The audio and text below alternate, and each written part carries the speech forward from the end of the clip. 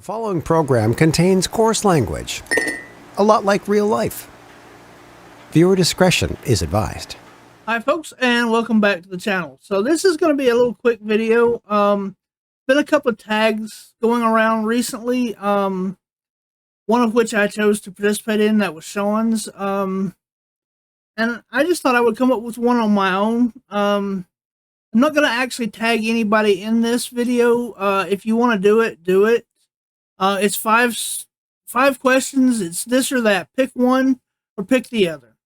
And I don't have any kind of qualifying reasons. You don't have to pick the better. You don't have to, just pick which one you like better between the two choices that I give you on the two choices that I give you on these five questions. So choose one or choose the other. You can go as deep or as shallow or whatever in your explanation, or you can just give the answers and make it a really quick 2-minute video. Post it up as a short if you want to. So let's get started here. Your first question is the Jeepers Creepers van or the Green Goblin truck?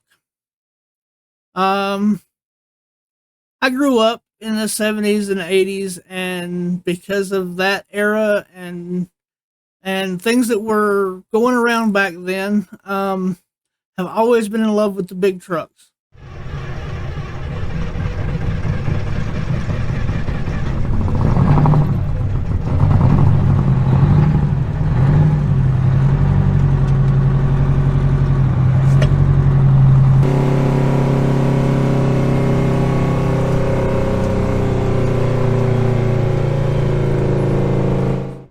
Never been something. I've always known that it was not something I could drive, not something I could personally do.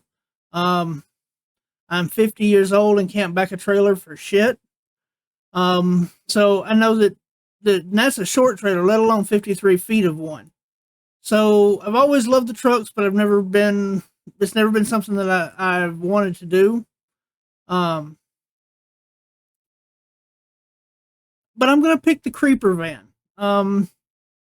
I love a rat rod, and that's definitely a rat rod. I love a cab over, and that's the style of that is a COE or a cab over engine. And that's something that I've always loved, is that style of vehicle. And it goes back to rat rods and muscle cars and growing up in the 70s and 80s. As much as I love the big truck, I've got to go with the creeper van. All right, so question number 2 is going to be a movie. Night of the Demons or Prom Night 2? Yeah, I'm not making these real easy, am I? Night of the Demons is so much fun. It's one of those 80s movies that is quintessential 80s, and at the same time, it kind of bucks some of the trends. It's a possession movie, but it's not anywhere near the Exorcist vein. Solid flick for what it is. It's fun. The Angela character is creepy. The cinematography in it is fun. But if I have to pick my favorite, I'm going to go with Prom Night 2. There's something about Hello, Mary Lou, and it's a possession movie as well.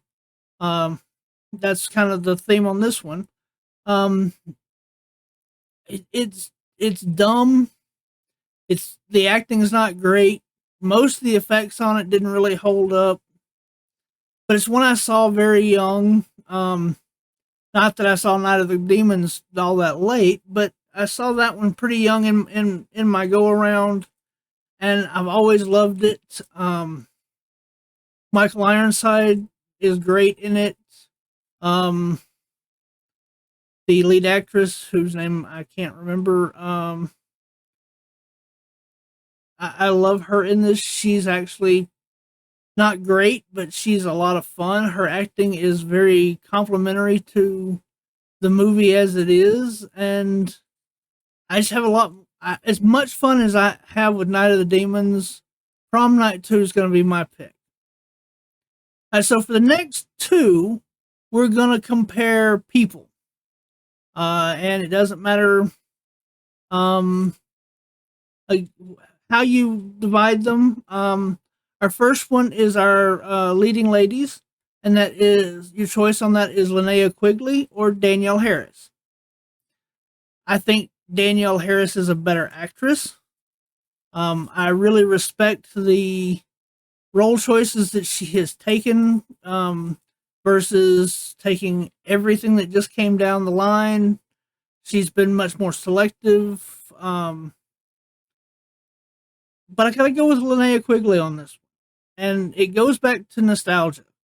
So many of those 80s movies, um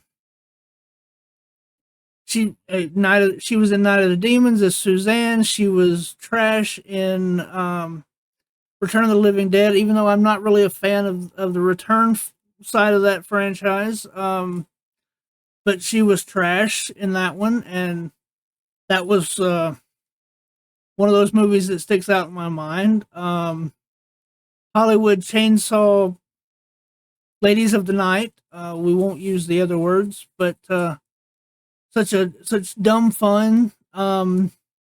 She's and every time I see an interview with her, she's just so bubbly and fun and still quintessential 80s, and she just embraced that. So I gotta go with Quigley, even though I don't think that she's as good an actress. All right, so leading man, that's our number 4 on here, and that your choices on that one are John Saxon or Tom Atkins. Kind of go exactly the opposite on this one that I did on the last one. Tom Atkins is great. Very much an 80s icon, very much some awesome movies, does a great job in them. Even though I absolutely despise Halloween 3, Tom Atkins is kind of the only thing in that one that I do like. Love him in Night of the Creeps, that's great. But John Saxon is more serious. If you see his name in it, you know that he's going to give you a solid performance. There's not going to be any real cheese as far as coming from him.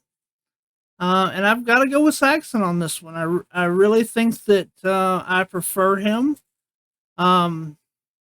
He was, of course, Nancy's father in Nightmare on Elm Street. He was in Cannibal Apocalypse. He was even in a Bruce Lee movie. Such an impressive resume.